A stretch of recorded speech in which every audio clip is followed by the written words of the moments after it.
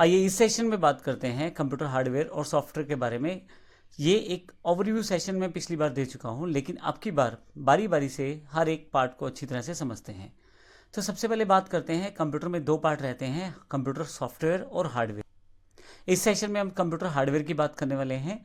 Computer hardware वे equipments या वे parts हैं जिनको आप सॉफ्टवेयर की मदद से चला सकते हैं। यानी कि आप कोई कमांड दें सॉफ्टवेयर के साथ तो वो कंप्यूटर हार्डवेयर के साथ मिलकर आपके उस आदेश को पूरा करता है।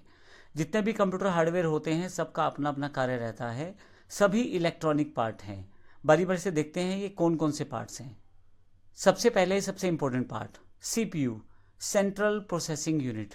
सीपीयू कंप्यूटर का एक इंपॉर्टेंट पार्ट होता है। सीपीयू का पूरा नाम सेंट्रल प्रोसेसिंग यूनिट है, जिसे प्रोसेसर या सीपीयू भी कहा जाता है। यह कंप्यूटर का दिमाग भी कहलाता है।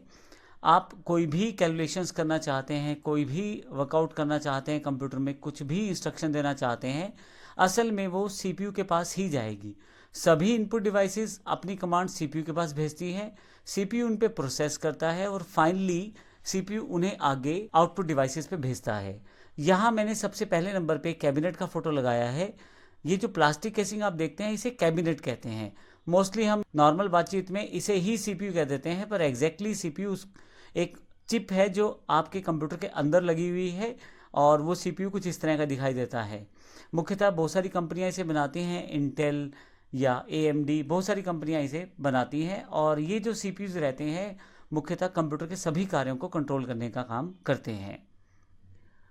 अगर हम बात करें सीपीयू तक अपनी कमांड पहुंचाने की तो उसके लिए हमें इनपुट डिवाइसेस का इस्तेमाल करना पड़ता है। इनपुट डिवाइसेस के साथ हम अपनी बात को कंप्यूटर तक पहुंचा सकते हैं। इसके लिए हम काफ़ी सारी डिवाइसेस को प्रयोग कर सकते हैं, जिसमें सबसे पहले डिवाइस है कीबोर्ड। कीबोर्ड एक इनपुट डिवाइस है जिसमें अल्फ़ाबेटिकल कीज़ रहती हैं, न्यूमेरिक कीज़ रहती हैं, सिंबल्स रहते हैं, एरो कीज़ रहती हैं, फंक्शन कीज़ रहती हैं, स्पेशल कीज़ रहती हैं। बहुत सारी कीज़ रहती हैं और इन कीज़ की सहायता से हम कमांड कुछ भी टाइप करें तो वो कंप्यूटर तक पहुंचा सकते हैं। कंप्यूटर उस कमांड को समझता है और फिर उस कमांड के अकॉर्डिंग कार्य करता है। यहाँ मैंने कुछ कीबोर्ड्स के एग्जांपल लिए हैं। यहाँ यदि आप देखें तो आपके पास वायरलेस और वायर बेस दो तरह के कीबोर्ड अवेलेबल रहते हैं। इसके पश्चात अगली जो इनपुट डिवाइस है वो माउस है। माउस तीन तरह का माउस आता है, मैकेनिकल, कॉर्डलेस और ऑप्टिकल। माउस में मुख्यतः तीन बटन रहते हैं, लेफ्ट बटन, राइट बटन और स्क्रॉल बटन। तो आपके पास जो माउस रहता है, ये जो मैंने यहाँ जो पिक्चर एक ग्राफिक के रूप में दिखाई है, ये बहुत पुराने माउस, जब शुरुआत में कंप्यूटर आया था तो बहुत पुराने माउस हैं जो मैकेनिकल माउस कहलाते हैं। मैकेनिकल माउस जिनमें बॉल्स लगी रहती हैं। जब आप माउस को घुमाते हैं मैकेनिकल माउस को तो उसके अंदर एक बॉल अवेलेबल रहती है। बॉल को आगे की तरफ घुमाने पर वो अलग तरह का एक सिग्नल क्रिएट करती है, पीछे की तरफ घुमाने पे अलग तरह से वो बिहेव करती है। असल में बॉल एक मैकेनिकल पार्ट है, उसके साथ जुड़ा हुआ इलेक्ट्रॉनिक सर्किट उसको सेंस करता है कि बॉल किस दिशा में घूम रही है। जिस दिशा में वो घूमती है उसी दिशा में आपके जो कंप्यूटर स्क्रीन पे बना हुआ एरो घूमता है। तो इस तरह से मैकेनिकल माउस इसलिए कहते हैं क्योंकि जो बॉल है वो एक मैकेनिकल पार्ट है और जब वो घूमता है तो कहीं ना कहीं वो इलेक्ट्रॉनिक पार्ट के साथ मिलकर इलेक्ट्रॉनिक सिग्नल क्रिएट करता है जो कंप्यूटर तक आपकी इनपुट को पहुंचाता है। तो इस तरह से हम मैकेनिकल माउस का इस्तेमाल करते हैं। बहुत पुरानी कैटेगरी के माउस हैं, इस वक्त मार्केट में ये अवेलेबल नहीं हैं। इसके अलावा कोडलेस माउस हैं। कोडलेस माउस में एक आपके पास रिसीवर रहता है और जो कंप्यूटर से जुड़ा रहता है और माउस के अंदर ही एक ट्रांसमीटर होता है। इसमें किसी तरह की तार नहीं होती और पूरा इलेक्ट्रॉनिक सिस्टम रहता है। जब आप माउस को प्रयोग करेंगे तो माउस एक सिग्नल क्रिएट करेगा आगे पीछे घूमते हुए या बटन दबाते हुए। वो सिग्नल कंप्यूटर में लगा हुआ ट्रांसमीटर प्राप्त करेगा और वो ट्रांसमीटर के साथ आप कंप्यूटर को इनपुट दे पाते हैं। असल में आप माउस को उसी तरह से प्रयोग करते हैं जैसे सिंपल माउस प्रयोग करते हैं, लेकिन बस इसका जो प्रारूप बना हुआ है वो कोडलेस बना हुआ है, उसमें किसी भी तरह की तार का इस्तेमाल नहीं हो रहा। केवल आप माउस को प्रयोग कर रहे हैं। माउस के अंदर बैटरी यानी कि सेल का प्रयोग किया जाता है जिससे माउस को पावर मिलती है। इसका एक बड़ा बेनिफिट ये भी रहता है वायरलेस माउस का कि इसमें किसी भी तरह की तार जुड़ी नहीं रहती, तो आप आसानी से माउस को कहीं भी रख के प्रयोग कर सकते हैं। एक थर्ड और सिंपल कैटेगरी जो माउस की वो ऑप्टिकल माउस है। ये एक नॉन मैकेनिकल माउस है लेकिन इसके साथ वायर जुड़ी रहती है। बस यही एक फ़र्क है, वायर इसमें जुड़ी रहती है। जो पिछला माउस हमने देखा था वो वायरलेस देखा था। इसमें ट्रांसमीटर वगैरह तो कुछ नहीं होता, एक सिंपल यूएसबी या PS2 आपके पास यहाँ पे कनेक्टर्स रहते हैं। जैसे ऊपर अगर आप देखें तो हरा सा ये जो कनेक्टर है ये है PS2 कनेक्टर कहलाता है, और जो नीचे वाला कनेक्टर है यह USB कनेक्टर कहलाता है। आज की डेट में मुख्यतः माउस USB बेस्ड और वायर बेस्ड और वायरलेस बेस्ड ही अवेलेबल है। PS2 वाले कनेक्टर वाले माउस अब इस वक्त मार्केट से आउटडेटेड हो चुके हैं। और USB माउस का सबसे बड़ा बेनिफिट ये रहता है आप इसे कहीं भी इनपुट कर सकते हैं, जबकि PS2 वाले माउस में एक डेडिकेटेड स्लॉट होता था PS2 का, वो लगाते थे जब हम, तभी ये माउस कार्य करता था। ऑप्टिकल माउस में एक छोटा सा लेंस अंदर की तरफ रहता है, जब आप माउस घुमाते हैं तो लाइट जलती है, और इसके साथ साथ आपके ऑब्जेक्ट की स्पीड और डिस्टेंस के आधार पे वो लाइट को सिग्नल्स कंप्यूटर को भेजती है, जिससे कंप्यूटर को इनपुट प्राप्त होती है।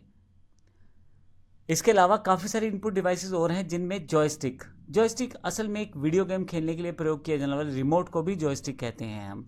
आप जो सिग्नल आप उसे देंगे कंप्यूटर उसे एक्सेप्ट करेगा, और उस तरह के सॉफ्टवेयर जो उससे जुड़ा हुआ है वहाँ पे उस तरह से परफॉर्म करेगा। इसी तरह से एक स्कैनर इनपुट डिवाइस है। जब आप कंप्यूटर में किसी पेज को या किसी रिटर्न मटेरियल को या किसी शेप को स्कैन कर दें तो उसका एक इमेज बनकर कंप्यूटर में आ जाता है, और इसके लिए कोई इन्फॉर्मेशन टाइप नहीं करनी पड़ती बल्कि स्कैन करना पड़ता है।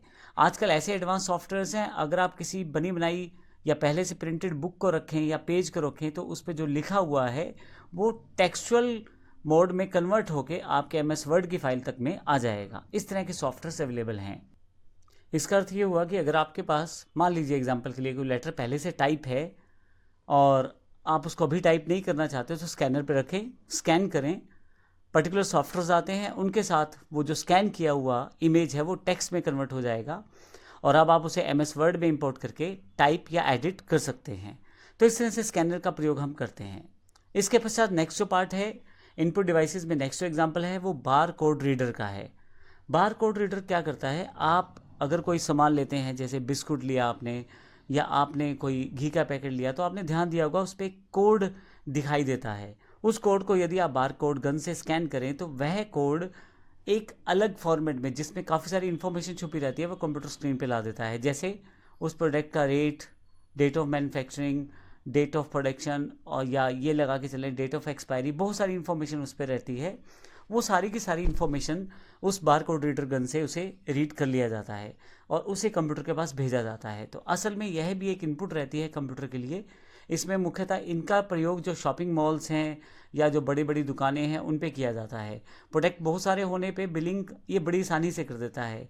केवल स्कैन करना है किसी आइटम को और उसका रेट या उसकी क्वांटिटी, हर चीज़ आपके कंप्यूटर में खुद ही लोड हो जाएगी सॉफ्टवेयर के अंदर, और आपको कुछ भी टाइप नहीं करना पड़ेगा, कुछ भी ढूंढना ही नहीं पड़ेगा बिलिंग के लिए। तो इस तरह से बार कोड रीडर का प्रयोग किया जाता है। अगर इनपुट डिवाइसेस की बात करें तो टच स्क्रीन भी इनपुट डिवाइस का पार्ट है। अगर आप कभी ATM जाते हैं तो आप देखते हैं ATM में जैसे ही आप प्रेस करेंगे स्क्रीन पे तो कोई और ऑप्शन आ जाएगा, जिसमें आपसे बैंकिंग की जानकारी या डिपॉजिट या विड्रॉल या काफ़ी सारे ऑप्शंस पूछे जाएंगे। जब आप उस पर्टिकुलर ऑप्शन पे टच करेंगे अपनी उंगली से तो आगे फर्दर ऑप्शन खुल जाएंगे। इस तरह की machines touch screen input screen के साथ अवेलेबल रहती हैं। कभी आप रेलवे स्टेशन जाएं या कभी एयरपोर्ट पे जाएं या कभी मॉल्स में जाएं या आप बैंक के ATMs में जाएं तो इस तरह की काफ़ी सारी डिवाइसेस आपको लगी मिल जाएंगी, जिस पे आप अपने हाथ से या उंगली से चला सकते हैं। उसमें किसी तरह के माउस की आवश्यकता नहीं रहती। स्क्रीन पे जो दिखाई दे रहा है आप बस वहाँ जाके प्रेस करें और उस तरह का कमांड कंप्यूटर के पास चला जाएगा। तो यह भी एक इनपुट डिवाइस है। मान लीजिए आप एक ATM पे खड़े हैं और आप पैसा निकालना चाहते हैं, तो आपको बैंकिंग सेलेक्ट करना है, फिर विड्रॉल सेलेक्ट करना है। विड्रॉल सेलेक्ट करते ही आपसे इनपुट जानकारी मांगी जाएगी पिन कोड की। उसके लिए न्यूमेरिक अपने आप ऊपर आ जाएंगे स्क्रीन के। जब आप उन न्यूमेरिक्स को दबाएंगे तो आपका पिन कोड जाना जाएगा, फिर आपसे अमाउंट भरवाया जाएगा। ये सारा का सारा कार्य टच स्क्रीन करवाएगी और अलग अलग तरह के ऑप्शंस देके आप जो जो ऑप्शन दबाते चले जाएंगे उस तरह की कमांड कंप्यूटर तक पहुंचती चली जाएगी और कंप्यूटर उस तरह से बिहेव करेगा। तो यह एक हमारा टच स्क्रीन इनपुट डिवाइस का एक एग्जाम्पल है। तो इस सेशन में हमने कंप्यूटर हार्डवेयर की जानकारी ली है, CPU की जानकारी ली है और हमने इनपुट डिवाइसेस की जानकारी ली है। अगले सेक्शन में हम आउटपुट डिवाइसेस की जानकारी लेंगे। धन्यवाद।